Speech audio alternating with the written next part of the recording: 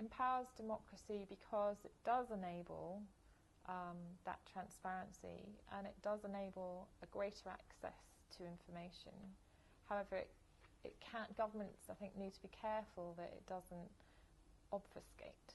So by putting out lots and lots of information, it hides the real story. Sure.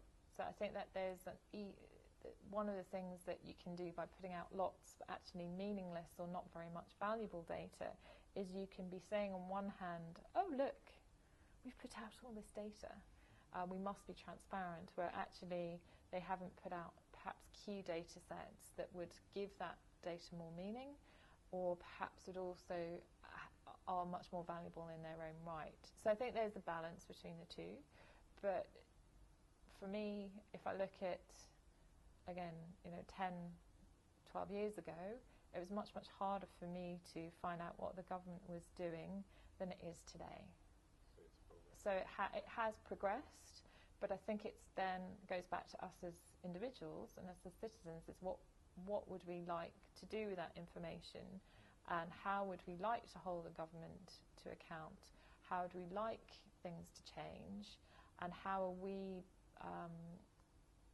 What's our role in all of this? Particularly when it comes to political parties and how we vote and how we engage with democracy.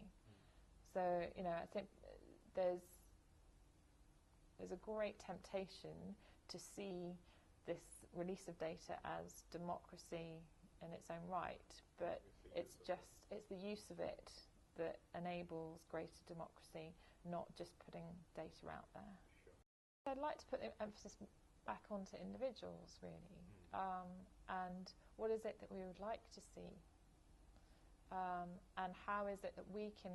So the government has gone so far, but the danger is that it doesn't see any effect. So it sees that, gosh, we've put all these things out, but nothing's happened. Why did we bother?